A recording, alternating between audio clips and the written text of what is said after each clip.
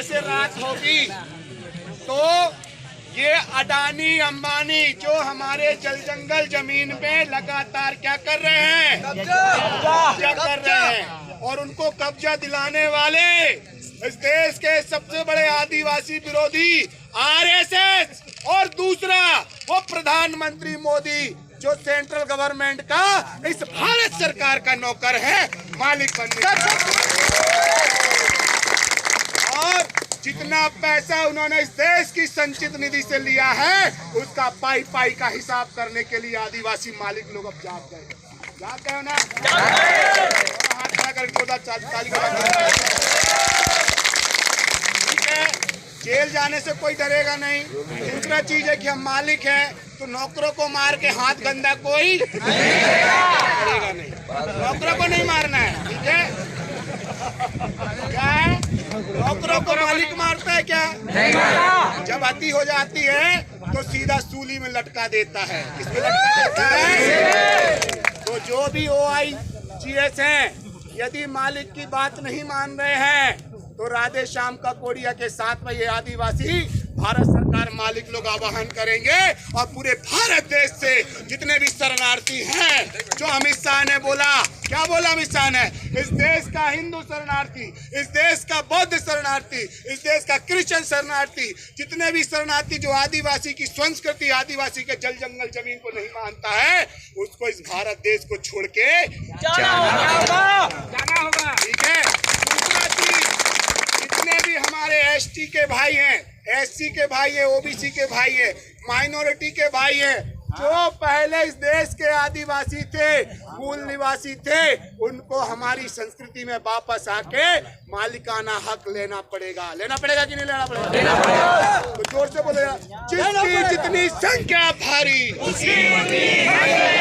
ऐसे नहीं काम चलता। गोंडवाना का शेर हूँ मैं। कहाँ से आया हूँ? गोंडवाना गणतंत्र पार्टी से इस भारत देश की बीजेपी सरकार, कांग्रेस सरकार दोनों डरती थी, इसीलिए 2003 के बाद परिसीमन करके उसके टुकड़े टुकड़े कर दिए। फिर इसके बाद में अब भीलवाड़ा क्षेत्र में आदिवासी पार्टी ऊपर आ रही है तो इनके विधायकों के साथ में भी षड्यंत्र कर रहे हैं, लेकिन गोंडवाना गणतंत्र पार्टी का इसको समर्थन है। तो समझ जाओ कि मध्य प्रदेश में अब नया तूफान आने वाला है। प्रगति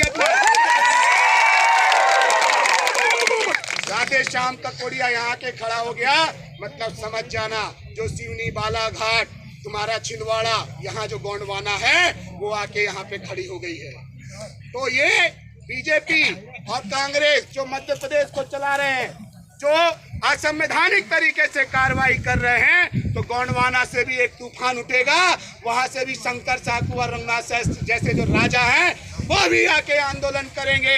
और यहाँ से जो टंटिया मामा पैदा हुआ था, झारखंड से जो बिरसा मुंडा पैदा हुआ था, अपने पुरखों की जमीन को, अपने पुरखों के जल जंगल जमीन को लेने के लिए आगे बढ़ने के लिए तैयार है। तैयार है ना?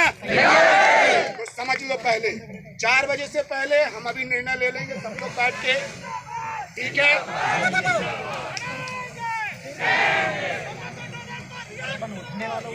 ठीक है ना? हम सब लोग 4 बजे के पहले निर्णय लेके, और कोई भी भगेगा नहीं। ठीक है ना? ठीक है। और कोई भी हथियार या डंडा जो भी कुछ, अभी कुछ नहीं रखेंगे। अभी शांति पूर्वक जेल भरो आंदोलन करेंगे। कौन सा आंदोलन करेंगे? और शाम को अंदर जाएंगे तो बढ़िया खाना पीना भी मिलता है, बिस्तर भी मिलता है, और सुबह जो है दवाई गोली, तबियत खराब किसी की होगी तो सबको ये सब व्यवस्था मिलेगी। ठीक है ना? ठीक है ना? इतनी जेल बड़ी नहीं है, उससे बड़ी हमारी संख्या होनी चाहिए। क्या होनी चाहिए? और रतलाम प्रशासन को भी बोल देना चाहता हूँ, अभी राधे श्याम का कोडिया को 7 जिलों से पार किए हैं। उमरिया, कटनी, अनूपपुर, शहडोल, डिंडोरी, जबलपुर, सतना, मैहर, अब ये रतलाम भी जोड़ दो, यहाँ से भी राधे श्याम का कोडिया को निकाल के दिखाओ। ठीक है ना? कमलेश डोडियार को रिहा करो, रिहा करो, रिहा करो, डोडियार को रिहा करो, रिहा करो, रिहा करो, डोडियार को रिहा करो, रिहा करो, रिहा करो। जुल्म की संघर्ष में, जुल्म की टक्कर में तक जीतेंगे नहीं। खड़ा करके खड़ा करो। जब तक जीतेंगे नहीं छोड़ेंगे नहीं, जब तक जीतेंगे नहीं जीतेंगे नहीं। जोहार साथियों।